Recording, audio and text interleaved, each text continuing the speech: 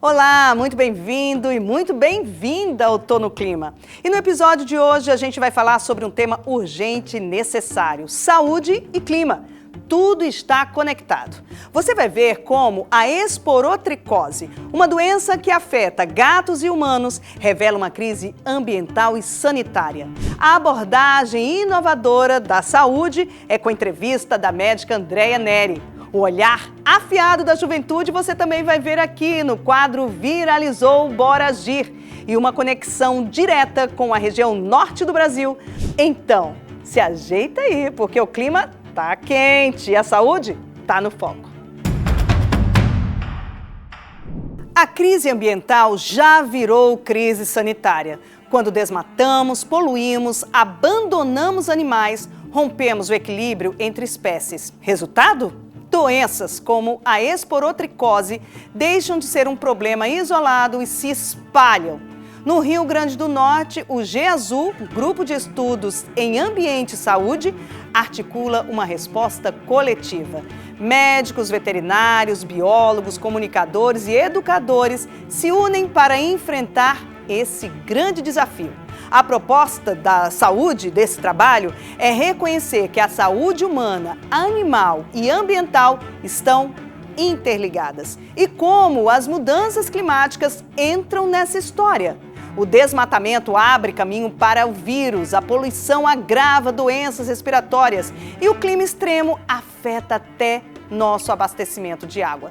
Você vai acompanhar agora uma reportagem feita pela nossa equipe sobre as doenças que são agravadas pela falta de consciência ambiental. O efeito estufa é um fenômeno natural responsável por manter a temperatura da Terra. Gases como dióxido de carbono, metano, óxido nitroso são importantes nessa missão. O problema é quando a concentração deles na atmosfera ficam em níveis elevados. Você coloca mais poluição na atmosfera, principalmente CO2 e metano. Ela absorve mais radiação, a temperatura aumenta, aí nós chamamos isso de aquecimento global de causas antrópicas, e esse aquecimento gera as mudanças climáticas, certo? Então, a mudança climática, na verdade, é uma resposta ao aquecimento global. Ondas de calor, enchentes, secas ou queimadas são resultados das mudanças climáticas. Esses efeitos já são sentidos e visualizados pela população e são repercutidos pelo sistema de saúde por ocasionar muitas doenças. Tem alguns lugares onde já era seco, fica muito mais seco. Em lugares onde você percebia temperaturas muito elevadas, aí agora com temperaturas mais elevadas ainda. Ou chuvas extremas, né, quando você antigamente via uma chuva de 50 milímetros aqui, hoje isso é muito comum. Hoje as chuvas extremas já são acima de 70. Então, as mudanças climáticas, elas afetam os extremos climáticos, os extremos meteorológicos. Então, em situações de enchente, né, a gente tem observado diversas problemáticas na saúde das pessoas, especialmente em doenças infecto-contagiosas, né? Então, como aumento de situações de diarreias, leptospirose, doenças de pele, esquistossomose, dengue. Então, a gente tem observado, após situações de enchente, meses depois ainda, de aumentos sistemáticos de doenças veiculadas pelo mosquito como a dengue, por exemplo, né? Você sentiu o dia mais quente e a noite mais fria que o habitual. E sabia que as mudanças climáticas afetam a sua saúde? Sim, eu tenho sinusite e sinto bastante essa mudança de clima e temperatura. Aí me afeta assim. Sim, afeta. Porque aqui eu estou sentindo dor e estou, né, aqui. Sim, porque eu tenho um problema de sinusite e rinite, né? Então, qualquer mudança climática é prejudicial demais para mim. E o ruim é que, tipo, a gente não pode contar nada, né, com a saúde aqui, dos postos de saúde daqui, né, das UBS daqui. Sim, e muito. Com certeza, sim. Principalmente para quem tem problema assim de rinite e sinusite, é muito muito ruim. Por meio de estudos, já é observado que a capital potiguar e interiores do estado têm tendência de aumento da temperatura mínima de forma generalizada, o que ocasiona mais calor e efeitos adversos na pele da população. Natal, especificamente, a região litorânea, mas também a região do interior do estado, já tem temperaturas mínimas, que é aquela temperatura noturna, né? Com uma tendência de aumento de forma generalizada, né? A temperatura mínima, quando ela aumenta, significa que as noites estão mais quentes. Então isso, né, você espera que a noite seja mais fria e estão se tornando cada vez mais quentes. Então isso já é uma manifestação de mudanças climáticas. Alguns grupos de pessoas são as mais prejudicadas com secas severas ou nos casos de muita chuva. Na situação de ondas de calor, tem a questão respiratória, porque com a situação de ondas de calor, o clima fica muito seco, né, e fica com dificuldade. Então, aquelas pessoas que já têm suscetibilidade, como doenças como asma, né, ou pneumonia, elas têm uma piora das situações do aparelho respiratório. Mesmo com o incentivo do Ministério da Saúde para que municípios tenham um plano de emergência para situações de risco ou desastre, uma reação tardia nas cidades brasileiras após casos de calamidade é o que geralmente acontece no Brasil. O sistema de saúde ainda não está se preparando previamente. Muitas vezes só vai fazer alguma situação, alguma reorganização do serviço após aquela situação de enchente. Então, a gente tem casos em Pernambuco, que foi assim, no Rio de Janeiro. Então, teve situações de morte de muitas pessoas e, após isso, é que foi tentando resolver aquela situação. Então, muitos hospitais são alagados, as próprias unidades de saúde que estão nas comunidades mais vulnerabilizadas, que são as que mais sofrem também com as questões de enchente. Então, os profissionais não conseguem atender, então não tem um plano emergencial para situações de enchente, apesar de ter essa discussão a nível do Ministério da Saúde. Muito forte e necessária essa abordagem, né? Pensar a saúde de forma integrada é um caminho sem volta. E na nossa entrevista da semana, vamos aprofundar esse assunto. Confira! Oi, gente! Estamos agora no clima da saúde. A gente vai entrevistar uma médica infectologista, mestranda, doutoranda das ciências da saúde, fazendo pós-doutorado nessa área, Andréia Neri, que inclusive também é fundadora de uma nova iniciativa para a saúde, integrando os animais a todos nós, né, André? Porque cada vez mais a gente percebe que é uma coisa só. E graças a Deus que a gente está percebendo isso. Me fala um pouco sobre essa saúde, uma saúde só, não é isso? Que o Ministério da Saúde tanto está tentando fazer com que as pessoas entendam. Bom, então, uma só saúde ou saúde única é o conceito que reconhece que existe uma interdependência entre a saúde humana, a saúde animal e a saúde ambiental. E não é só uma conexão, é uma interdependência. E compreender que nós somos dependentes de tudo isso aqui é fundamental para ter saúde. Nós estamos completamente desconectados da realidade, né? A gente vive num mundo, num universo que é paralelo. A nossa vida ela é paralela ao que é o dia, ao que é a noite, as estações do ano, se venta ou se chove, né? A gente procura sempre criar mecanismos para escapar do que é natural. Então a nossa vida é uma vida desconectada e é por isso que estamos doentes. Historicamente, especialmente depois da Revolução Industrial, acho que é importante lembrar disso, a gente vem num processo contínuo e cada vez mais progressivo e cada vez mais veloz de desconexão do que de fato é saúde para o planeta, é saúde para o todo, é saúde para todos os seres. E criamos uma realidade onde não existe saúde, existe doença, existe adoecer.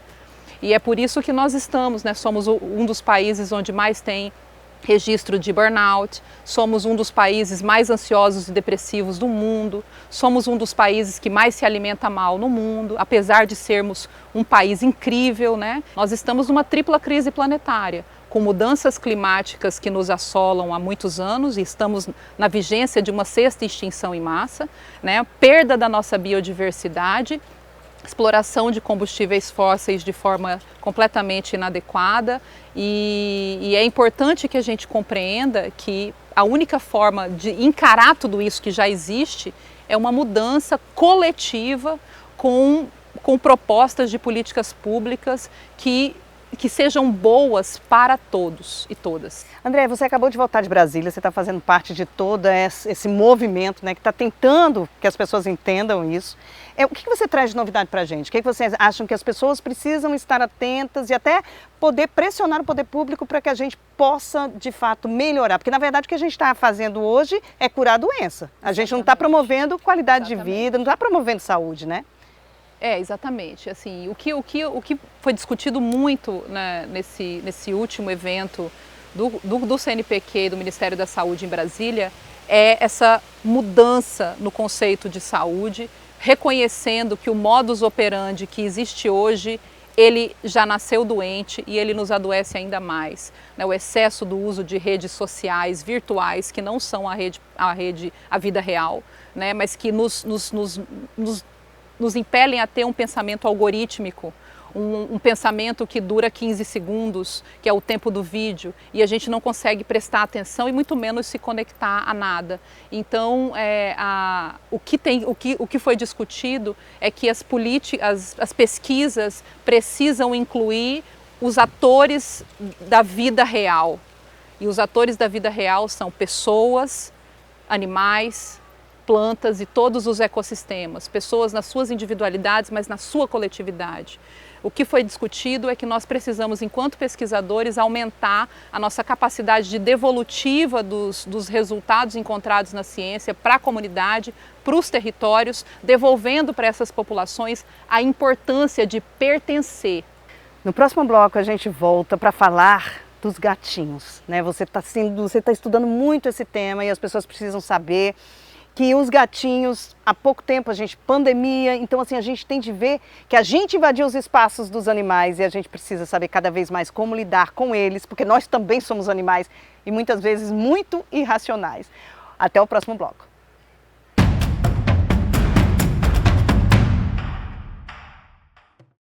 E agora, a gente voltando aqui no Tô no clima de entender melhor como nos relacionar cada vez mais com os animais, porque isso está acontecendo, mas sem que a gente fique trocando doenças, porque tem doença que vai daqui para lá, de lá para cá, né? E tem a esporotricose, que é algo que faz parte dos estudos da nossa doutora Andréia Neri, que está aqui com a gente hoje, para falar sobre como a gente pode se relacionar melhor e o que é essa esporotricose, que até o nome é difícil.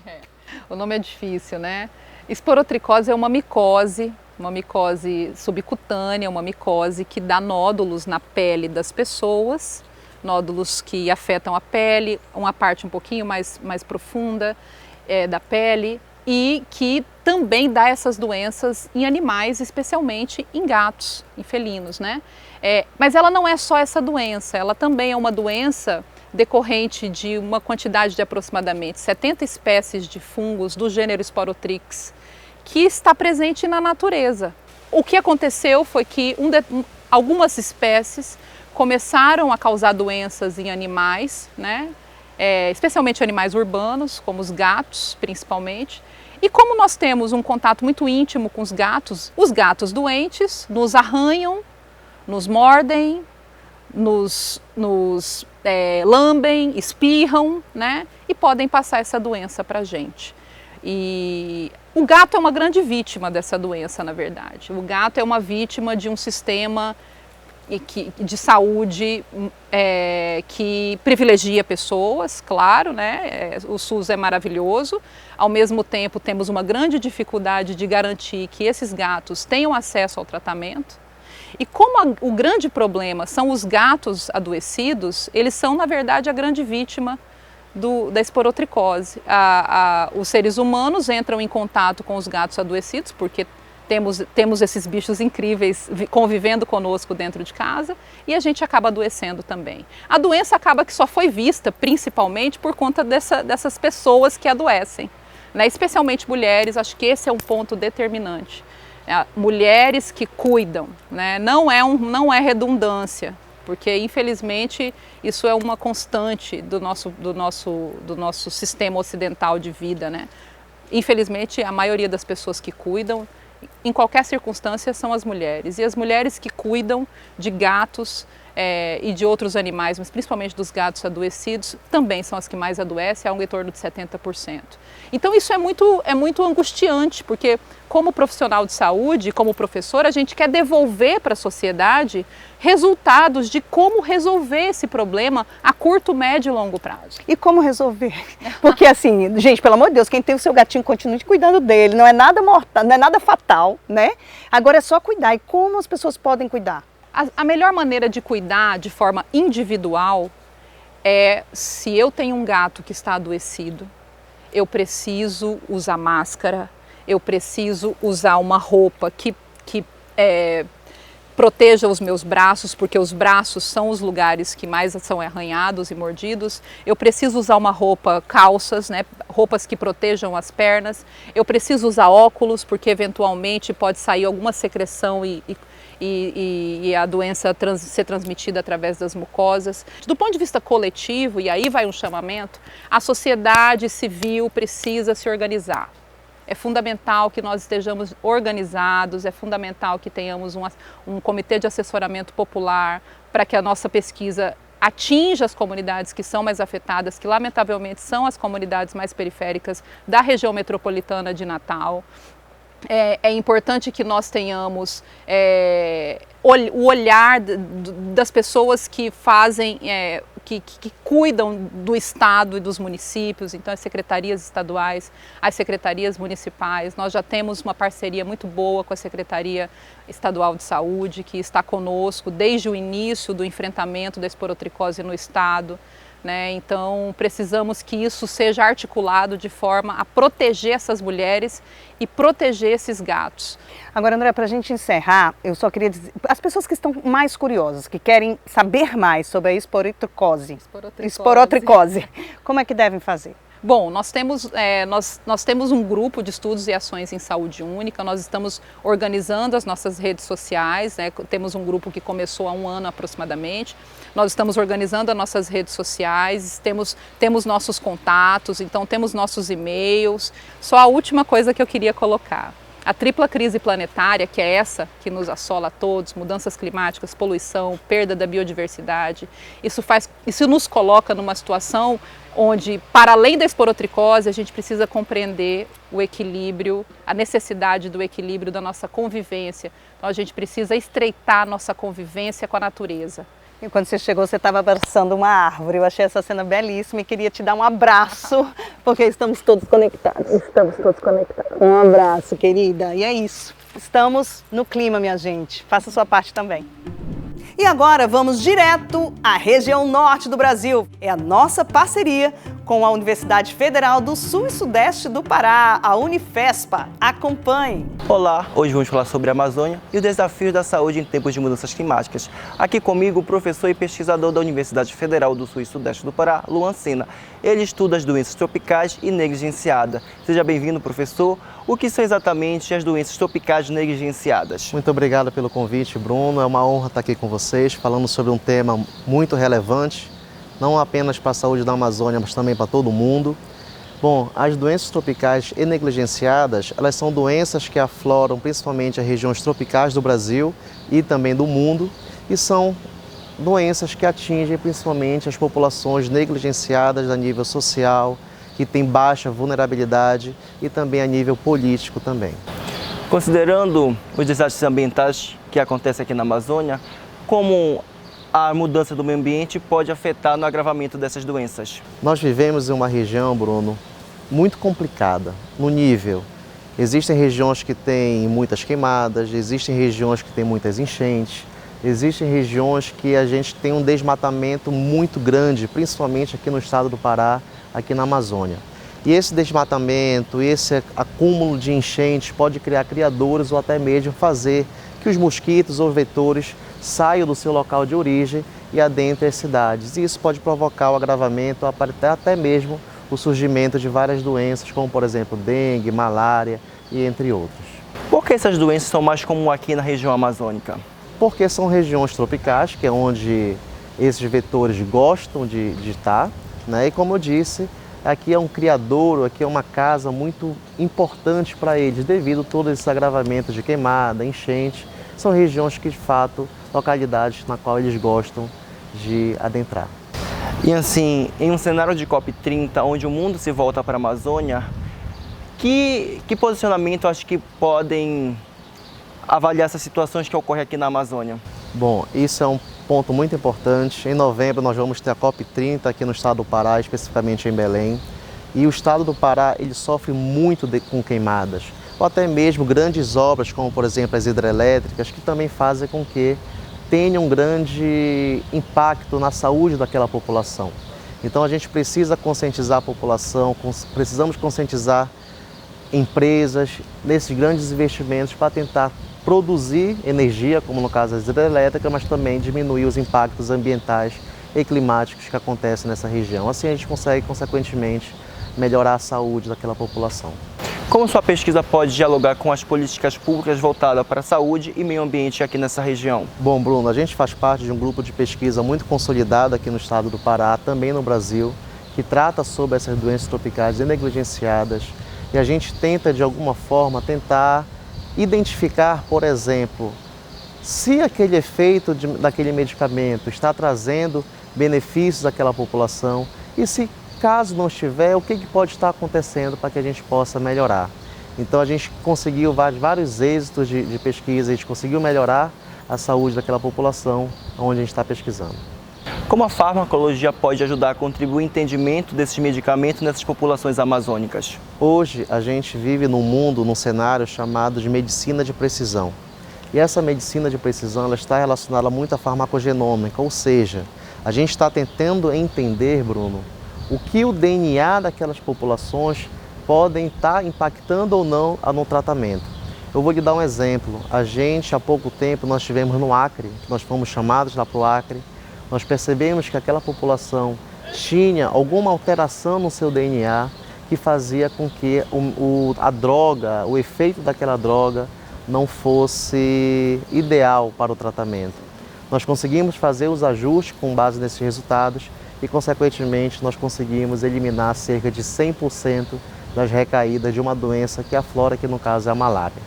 Com seu trabalho, como essa questão pode estar integrando meio ambiente, a vida animal e de seres humanos? Como isso vai contribuir futuramente? Hoje, o Ministério da Saúde ele aborda muito um contexto On Health, ou seja, o contexto de uma só saúde, que é uma abordagem multidisciplinar que envolve saúde, meio ambiente e paciente, né? Então, nesse caso, a nossa pesquisa focada nas doenças tropicais negligenciadas, a gente tenta focar tanto no paciente, como também a gente tenta evitar a possibilidade de entendimento desses agravos ambientais, para nós tentarmos evitar o agravamento ou até mesmo o aparecimento de novas doenças aqui na região. Como sua pesquisa pode contribuir ou passos que podem ser vitais para entender mais essas demandas aqui na Amazônia Oriental? O primeiro passo é educar a população, né? Com base nas nossas pesquisas, a gente consegue perceber que a população muitas das vezes não entende que uma simples queimada, ou até mesmo um acúmulo de um lixo, ou até mesmo um acúmulo de água pode aparecer doenças. Então, com base nessas pesquisas, com base em toda a equipe que está por trás da gente, a gente reforça muito a educação em saúde nessas regiões, nessas populações, justamente para tentar evitar esses agravamentos. Então, isso é um dos primeiros passos que nós precisamos fazer aqui na nossa região, é fazer essa educação em saúde na população. Agradecemos sua participação aqui, professor. Muito obrigado pelo convite, é um enorme prazer estar aqui com vocês e a gente sempre está aqui contribuindo para a saúde da população da nossa região. Muito legal, né? Parabéns, minha gente, estamos juntos aí. E agora, vamos falar sobre algo muito sério. O que será que a juventude pensa sobre esse e outros temas, hein? No quadro Viralizou, Bora Agir, Helena Rondon conta pra gente a visão dos mais jovens sobre como podemos transformar o mundo. Então, vamos lá?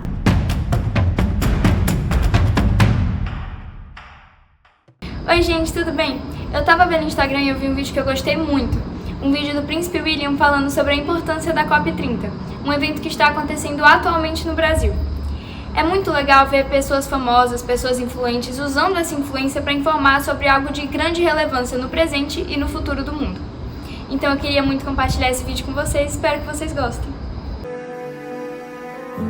The time for partnership, protection and progress is now. We know what is at stake. We know what must be done.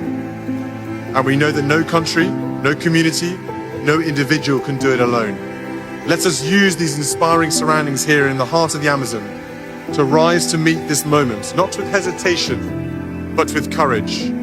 Let us honor the leadership of those who have long protected the planet, indigenous peoples and local communities, and walk forward together.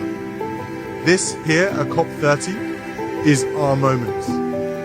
Let us not waste it. Our children and grandchildren are watching and hoping. Obrigado. E assim termina mais um Tô no Clima. Hoje a gente viu que saúde e clima caminham juntinhos e que cada um faz o que pode, né, nessa nossa grande rede de conexão. O ar que respiramos, a água que bebemos e os alimentos que comemos dependem de um meio ambiente equilibrado, minha gente. Quando a natureza adoece, a gente adoece junto. A gente também sente os efeitos. Algumas atitudes que ajudam a cuidar do ambiente ao mesmo tempo da nossa saúde dependem de cada um de nós. Por exemplo, evite queimar lixo, por favor, evite queimar lixo ou vegetação. A fumaça polui o ar e afeta os pulmões, especialmente de crianças e idosos. Dê destino correto ao lixo, evite o acúmulo de resíduos, porque se você evitar, impede a proliferação de doenças e protege rios e solos. Use menos produtos químicos em casa, eles podem contaminar a água e o solo, além de causar sérios problemas respiratórios e de pele. Por favor, valorize alimentos naturais e orgânicos. Além de mais saudáveis, eles reduzem o uso de agrotóxicos e conservam o solo. Cuide das áreas verdes da sua comunidade, cuide das praças, dos parques, porque as árvores melhoram a qualidade do ar, reduzem o calor e fazem bem para o corpo e para a mente. Cuidar da natureza é cuidar de nós mesmos. Obrigada à professora Andréia, à Helena, aos nossos parceiros em Belém, a toda essa equipe linda aqui que fica por trás das câmeras, a equipe da Superintendência de Comunicação da UFRN, da Direção de Jornalismo, Produção, Roteiro, cinegrafistas, editores, técnicos, estagiários que fazem esse programa com muito compromisso. E muito obrigada a você também que está junto com a gente, curtindo, compartilhando, fazendo a coisa acontecer. Bora agir, né? Até a próxima semana. Eu tô no clima. E você?